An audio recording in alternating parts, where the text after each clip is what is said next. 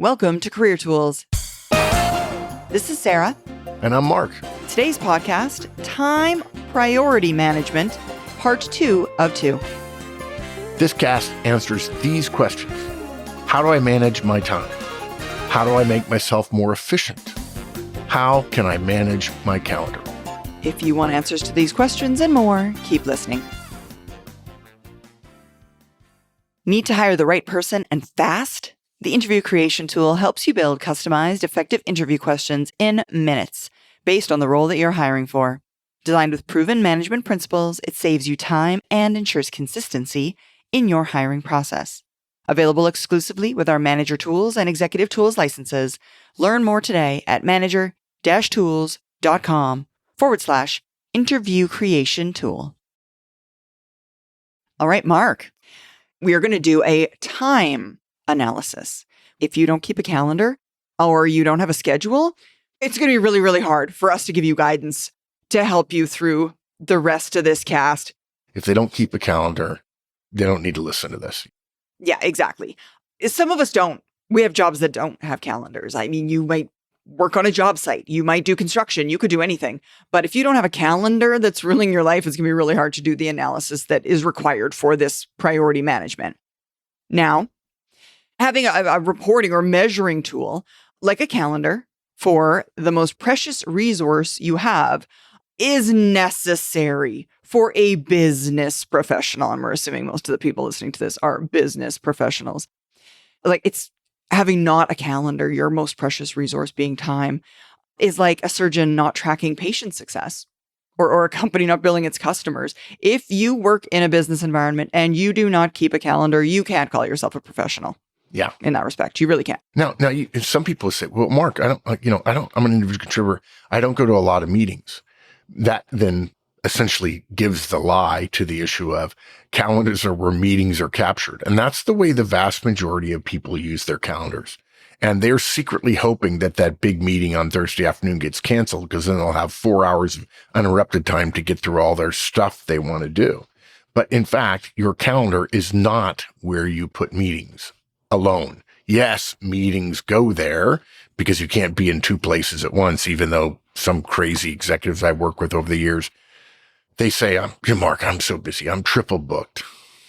So in other words, you can't make decisions. No, I make decisions all the time. Well, if you're triple booked, you have to decide where you're going to be. You can't be in all three places.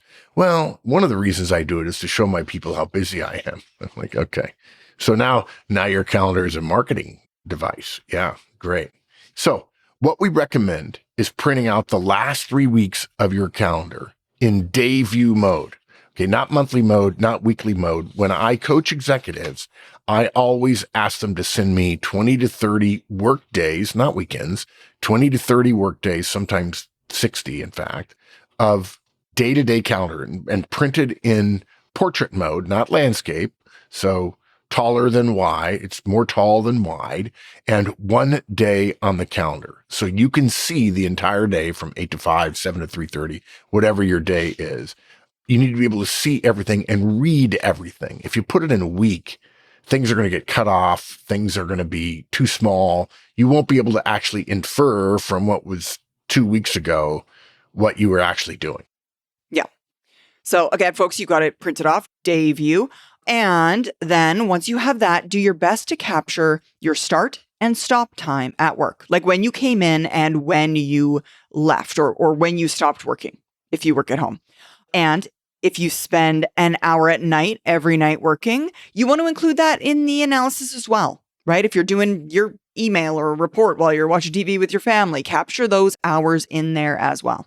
Yeah, most people haven't thought about this, but I spend a lot of time thinking about productivity. In fact, this past week, Wednesday, we're recording this on a Saturday, but on Wednesday, I had a long item in Things We Think.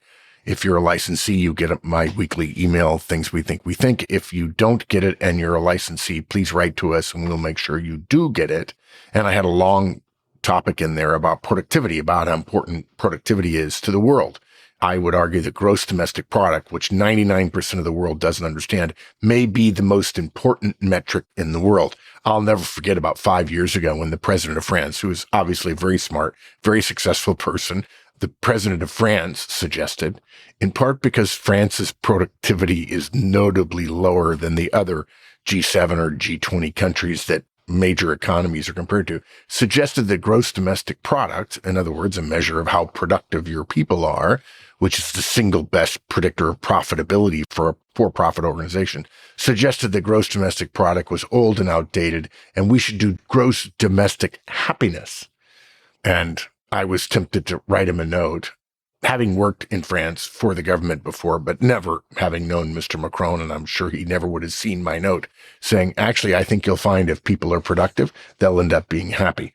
I think there are people who believe that we shouldn't be too productive because then we won't be happy. We're not slaves, folks. We're not toiling in mines for free, and most of us are not starving.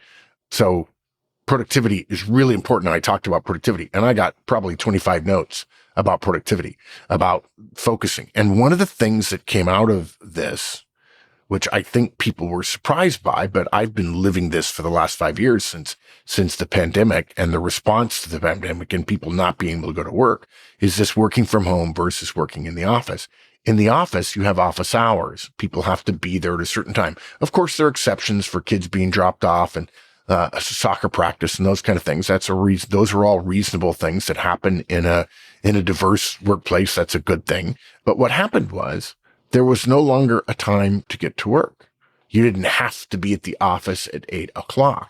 In fact, companies didn't say that to people. They actually didn't. And it was a mistake to say to people, we will keep the same office hours. Now, what office hours generally mean is between 8 and 5. Let's say those are the office hours. That you may work at a place that's different. It doesn't matter. We're just going to assume 8 to 5 for now. And if in fact you do that, the assumption is office hours means it's legitimate for someone to schedule a meeting or expect to be able to meet with you between those times. Again, there are some exceptions, sometimes at the beginning, sometimes at the end of the day. Well, that went away with COVID, and companies made a mistake by doing that. And so people started seeing their workday starting at their first meeting, which, by the way, people used to hate having their first meeting be at the start of their day, or differently, having their day start with a meeting. They want to be able to come in and get some work done. And there were kind of two responses to this. One was, oh, I've got a soft morning. I don't have to come in till 9:30 or 10. Yes, I'll be, there'll be email coming in, but maybe I can get away with sleeping in or taking my kids to school or, spending 30 minutes at Starbucks and having a Danish with my coffee and sitting inside rather than rushing back home or rushing to the office. These were all choices that people made in this uncertain world we were in, where we were working from home. However, there were other people who said, I'm going to start at a certain time. And even though my first meeting is not until 10, I don't have a commute anymore. So I'm going to start at 7 and I'm going to get a ton of stuff done before the email starts coming in, before my phone starts ringing and I start getting meeting requests for later that day or later that week and so on. And you mentioned about find out when you start and end the day. If people check their calendars now, as people are starting to return to the office, they'll discover that it's quite different than when they were working from home. And if you are working from home now and you have successfully avoided, at least for now, the return to the office, you'll have to do some thinking about that, because your calendar may not show that you were at your desk at 8, even though you had a meeting at 10, because people leave the time from 8 to 10 when they're doing, quote, desk work, unquote, as not productive time or not part of their workday. So you'll have to think a little bit about that to make sure you get it accurate. It is actually way easier on most people to have a clear start and stop time, whether you have a meeting or not. I'm guessing purely on this. I think that many people who've been work from home for quite a while have kind of learned I need to keep myself some start and end times and have become more rigid around that, I think. Oh, you think? I think so. If you work from home and you don't start to get some rigidity around the beginning and end of your day, you start to see it creep into your personal time, like your evening hours. And then it starts eating you alive. And then it's like, what is even happening here? So I think over the course of time, I think with more experience, you start to build rigidity at start and end points of your day to just find a way to make it stop at some point.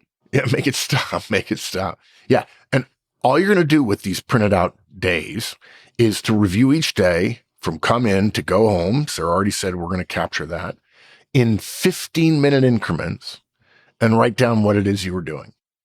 That's all.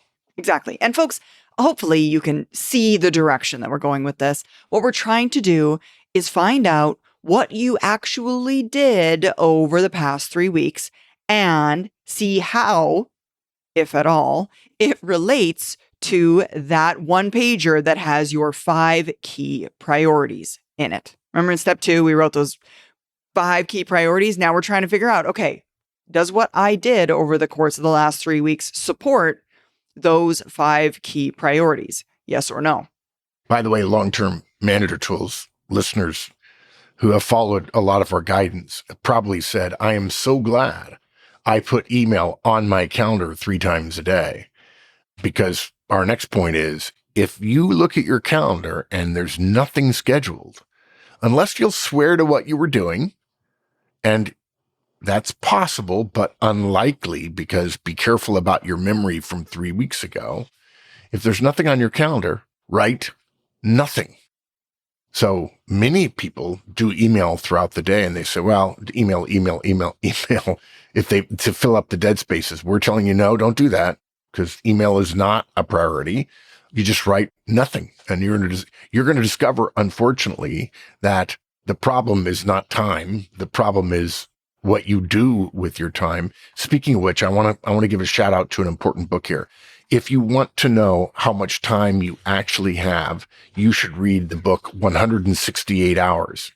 By the way, that's 7 times 24. And I can't remember the name of the author, female author, really great book. She basically breaks down how many hours you have in a week, including the weekend, and figuring out how much time people actually have that we just fritter away with inefficiency, laziness, misguidedness, nowadays social media, and so on. So again, 15-minute increments every single time. If there's nothing on your calendar, write down nothing. Mm-hmm. And then folks, make some columns and add them all up and put some percentages next to what you did. And there you have it. That is your Horstman's time analysis. Yeah. This is what I do with executives. What are you working on, boss? What is it you say you're working on? And I've never had a situation. In fact, there's only been one executive of the 200 or 300 that I've coached in my life, in my professional life.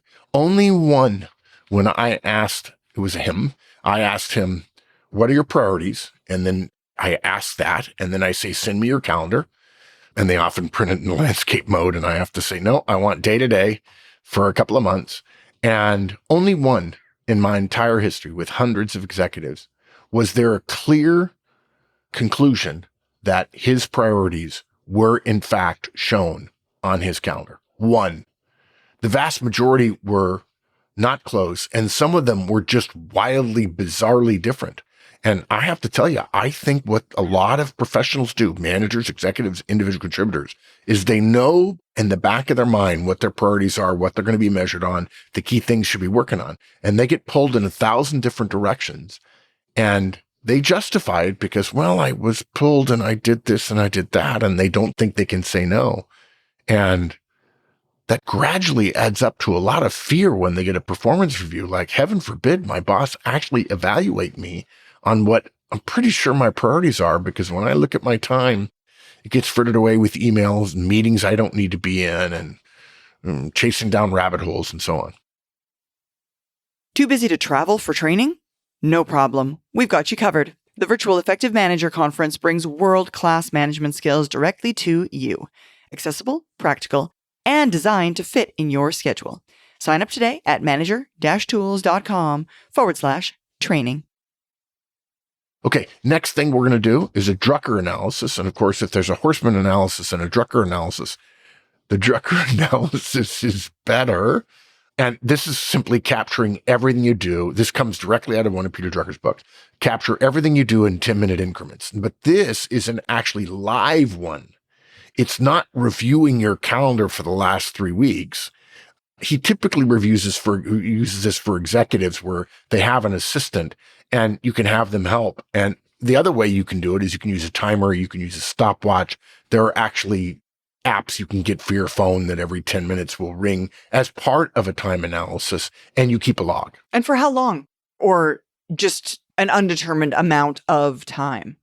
It depends. I generally find that 3 out of 4 weeks in a month, generally, this is not always true. I'm sure I'm going to get some mail. Go ahead and send to mahorstman@manager-tools.com and I will answer you. But it depends.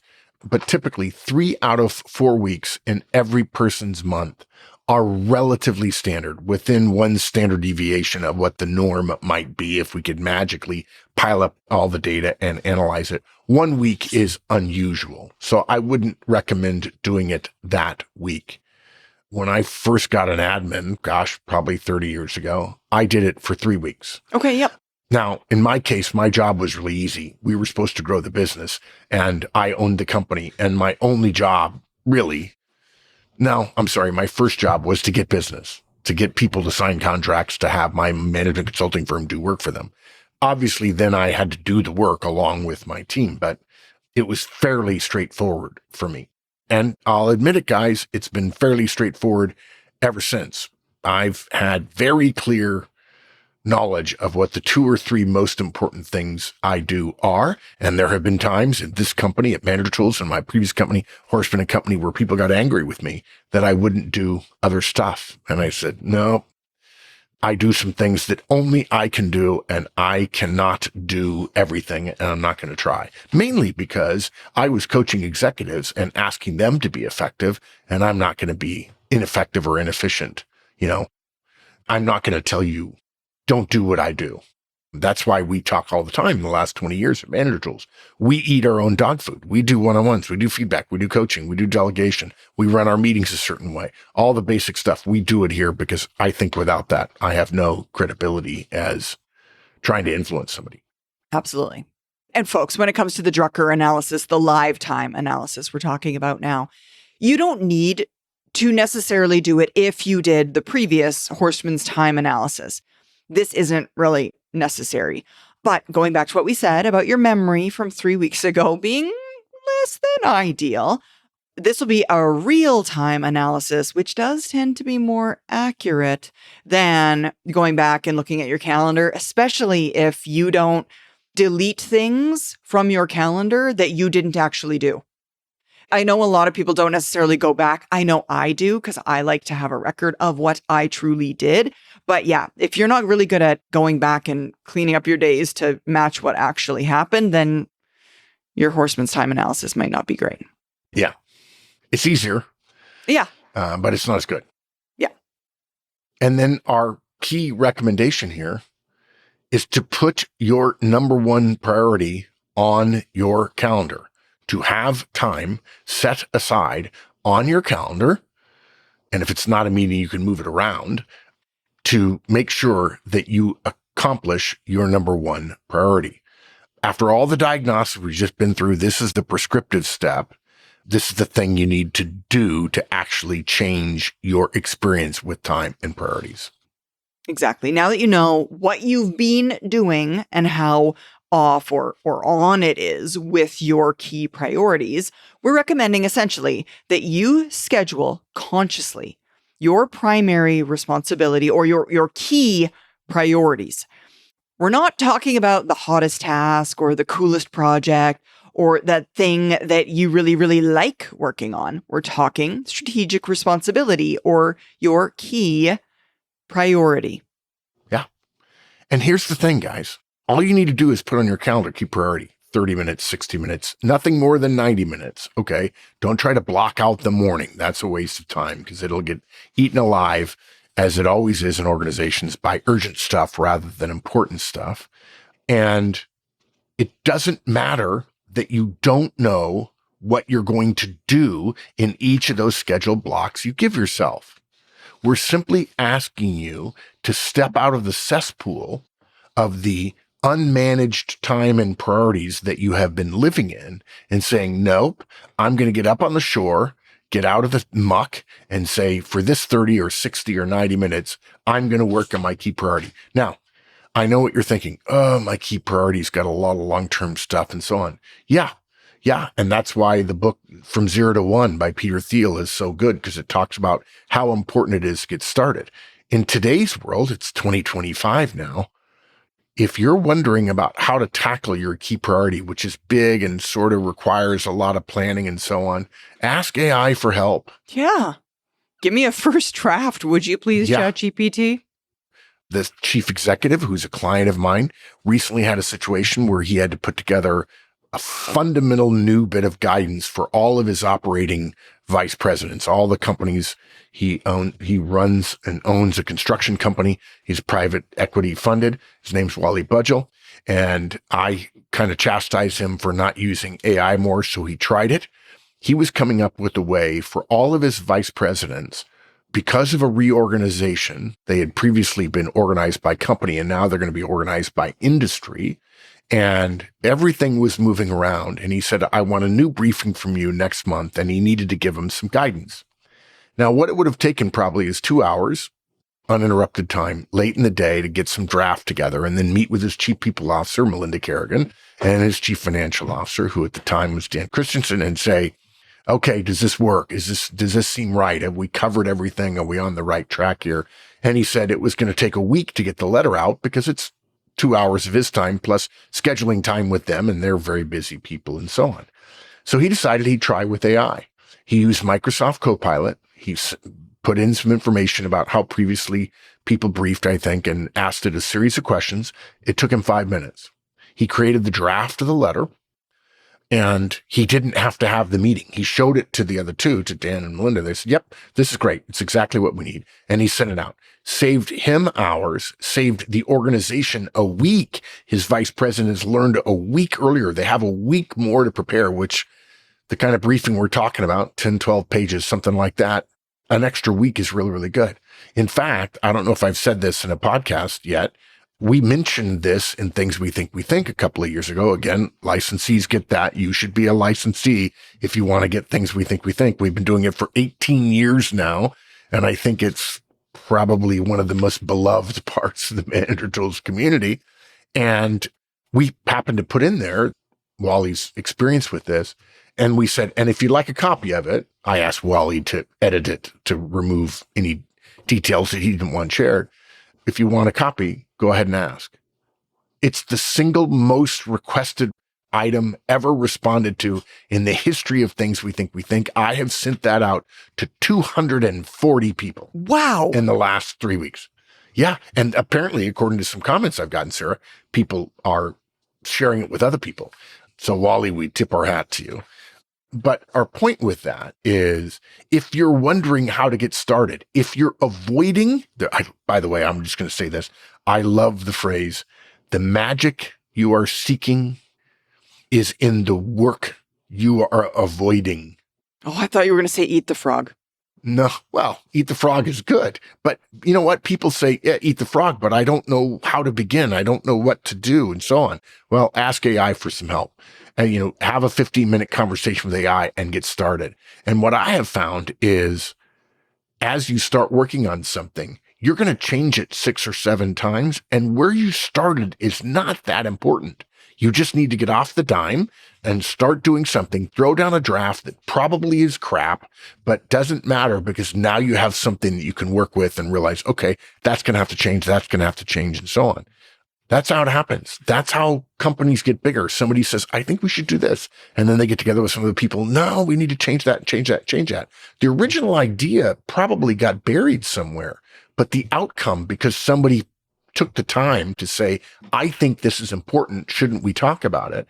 And then it get massaged by smart people who say, yeah, I see that. And in fact, we have an executive tools cast right now about to come out called Shared Version of Reality, that executives have to talk to one another, because not everybody is touching the elephant in the same place, right? The famous parable of the three blind people touching the elephant. One touches a tail and thinks it's a vine. One touches a leg and thinks it's a tree. And one touches the trunk and thinks it's a snake. And they're all wrong. But if they pooled their knowledge, wisdom of crowds kind of thing, they get a much better result. Another thing, speaking of wisdom of crowds, you could easily say to one of your peers whom you trust, Hey, I want you to look at this. Do you think this is right? Do you think this is my number one priority?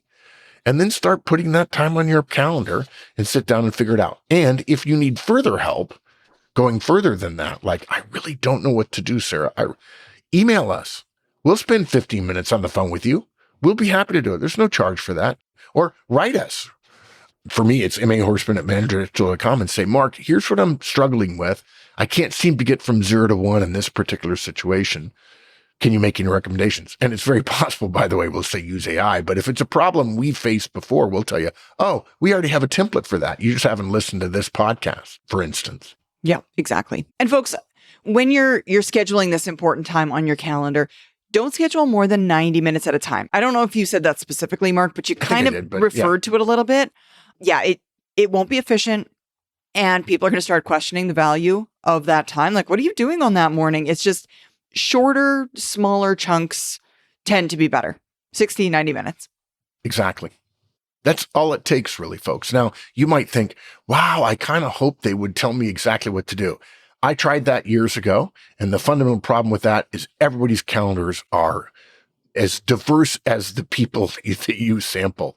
And so we can't tell you exactly what to do. We can say we have another guidance. It's better to put your harder stuff in the morning than in the afternoon. Every manager I know, if you're a manager and you're listening to this, they all they've got 5 things to do, and they're busy. The day starts, and they go to a couple of meetings, and they get behind, and they tell themselves throughout the day, the 5 things I absolutely had to do today, I'll do between 5 and 7 when everybody else goes home. When I have more energy. Yeah, exactly. And their ego strength has gone to 0.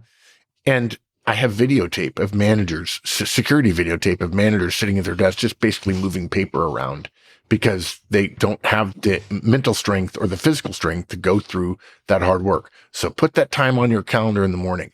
And when people say, I need 15 minutes of your time, they can't have that time. And by the way, once you get good at this, put your second priority on your calendar as well. And by the way, once you figure out what your priorities are, you can actually label them. And you can actually put the tasks you're going to accomplish in there. You can't book out all your calendar. And we recommend like 20% of your calendar should be free. But if you don't do it, unfortunately, when there's a discussion about a downturn and there's a layoff, they're going to look at who got their key priorities done. The people at the top of your organization do not care that you get everything done. They don't. They care that you get your top priorities done. So arm yourself, defend yourself, build a fortress around yourself in terms of your job security by getting these key priorities done, by putting them on your calendar and figuring out what you're going to do to attack them. Yeah, exactly. Because folks, people constantly say how busy they are, and they let what is some very available time slip away. Time is the professional's most valuable resource. So if we want to use it more effectively in the future, we need to understand exactly how we are spending it today. Once you're clear on your priorities and can see the gap between what you're doing and what you should be doing, it becomes a lot easier to refocus and make better use of your time. And all of us can do a better job of that. That was great. A lot of fun. Thanks, Mark. Thank you. Thanks so much, folks. We hope this helped you. Now help us help others and tell your friends. And of course, follow, rate, and review our podcast. And remember, 5 stars only, please. Bye, everyone.